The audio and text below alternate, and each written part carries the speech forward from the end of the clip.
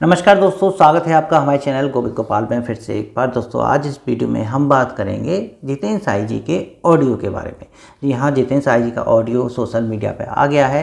शायद आप में से कई लोगों ने वो सुन भी लिया होगा, लेकिन आज हम उस ऑडियो का विश्लेषण शीर्षक के अनुसार करने जा रहे हैं। आपको एक एक बात जो जितेंद्र साही ने उस ऑडियो में कही हैं उसका विश्लेषण करके आपको इस वीडियो में बताएंगे। तो इस वीडियो को अंत तक जरूर देखिएगा।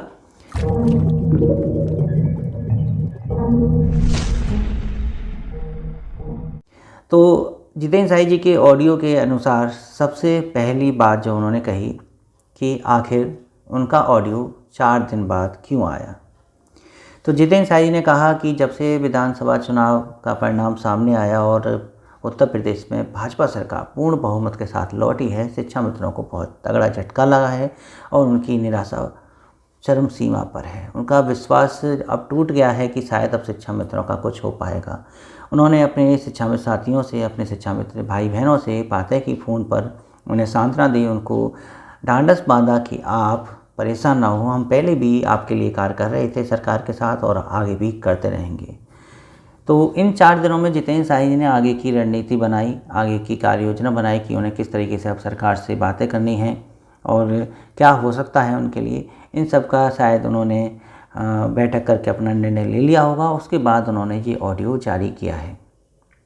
जितेंद्र साही जी के ऑडियो का इंतजार सभी शिक्षा मित्र शायद इस बार कर रहे होंगे, क्योंकि जितेंद्र साही जी वो एक अकेले प्रदेश अध्यक्ष हैं जो सरकार से सबसे ज़्यादा संपर्क में रहे हैं और सरकार से ही कुछ तालमेल मिला के विधायकों सांसदों को ज्ञापन देके उन्होंने शिक्षा मित्रों के लिए कुछ करने का प्रयास किया। लेकिन क्या करें, पिछले 5 सालों में भी कुछ हासिल नहीं हो पाया। इसका कारण शिक्षा मित्र कभी जितेंद्र साही जी को बताते हैं, तो इसका कारण जितेंद्र साही जी शिक्षा मित्रों को भी बताते हैं कि उनके बीच कुछ ऐसे लोग हैं जो ये काम होने ही नहीं देना चाहते और शिक्षा मित्रों के बने बनाए काम को बिगाड़ देते हैं।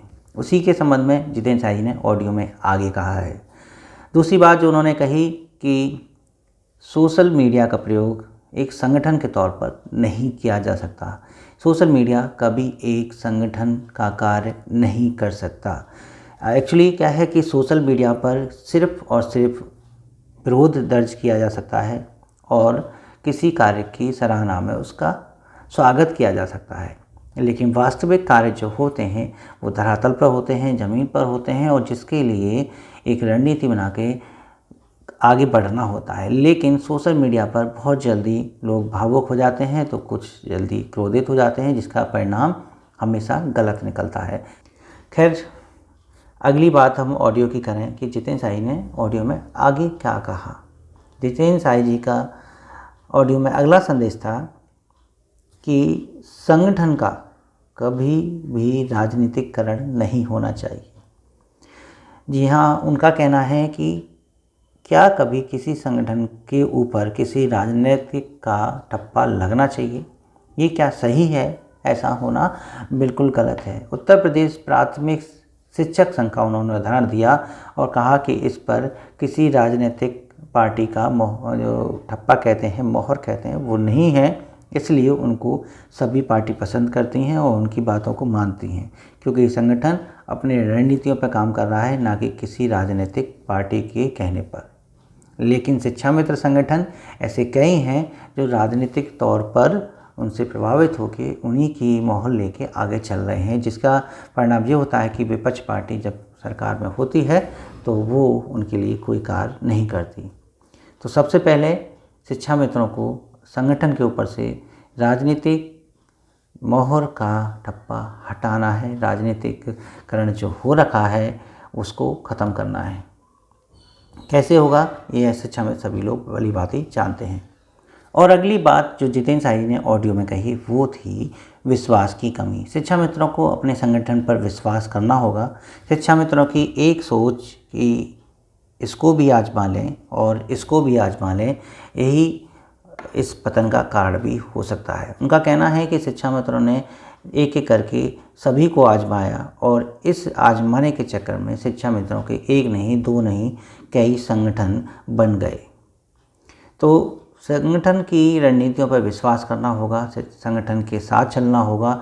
अगर शिक्षा मित्र संगठन के साथ होगा तो वो अपनी लड़ाई लड़ते रहेंगे। लड़ाई कुछ लंबी भी हो सकती है लेकिन उसके दूरगामी परिणाम अच्छे होंगे। ये शिक्षा मित्रों को विश्वास में रखना होगा, तभी कुछ आगे हो पाएगा।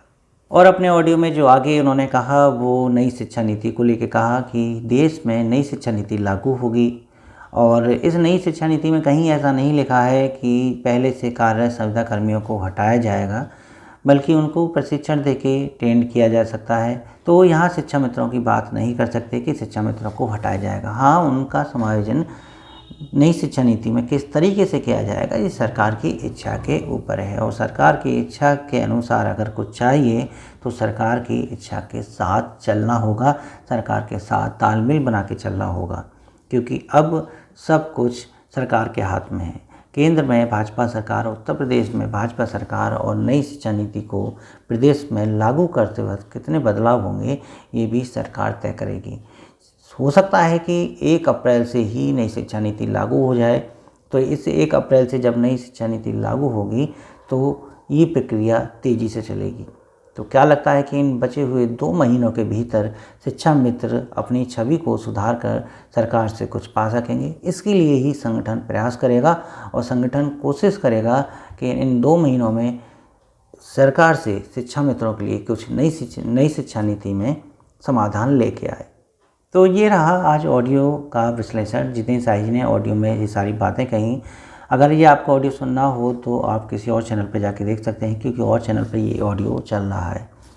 लेकिन हम यहाँ ये भी बात करना चाहेंगे कि आज उमा देवी जी का भी एक संदेश आया। उमा देवी जी ने भी अपनी बात रखी और कहा कि शिक्षा मित्रों के लिए बनी कमेटी का उजागर होना चाहिए। ये बात पिछले 5 साल चलती रही और अब भी आगे ऐसे ही चलती रहेगी, लेकिन शर्मा जी की कमेटी कहाँ गई ये किसी को नहीं पता है। अब दोषारोपण का समय नहीं है, अब वक्त है एक दूसरे का साथ देने का, एक दूसरे को साहस देने का, एक दूसरे के साथ आगे बढ़ने का। इसलिए शिक्षा मित्रों ने पहले क्या किया या क्या करना चाहिए था, इस पर आगे ज़्यादा चर्चा भी नहीं होनी चाहिए, बल्कि शिक्षा मित्रों की अगली रणनीति क्या होनी चाहिए इस पर ज़्यादा बात होनी चाहिए। साथ ही साथ जितेंद्र साही जी ने अपने ऑडियो में एक बात और कही थी कि आप जिस कार्य के लिए रखे गए हैं, आप उस कार्य को अगर बहुत ही बेहतर तरीके से करेंगे तो शायद आपके लिए कुछ विचार लोगों के बदल सकते हैं। यहाँ बात हो रही है कि शिक्षा मित्र अपनी पूरी क्षमता के साथ विद्यालय में अब शिक्षण कार्य कराएं, बेहतर बनाएं और देखिए कि इसके परिणाम शायद बहुत जल्दी सामने आ जाएंगे।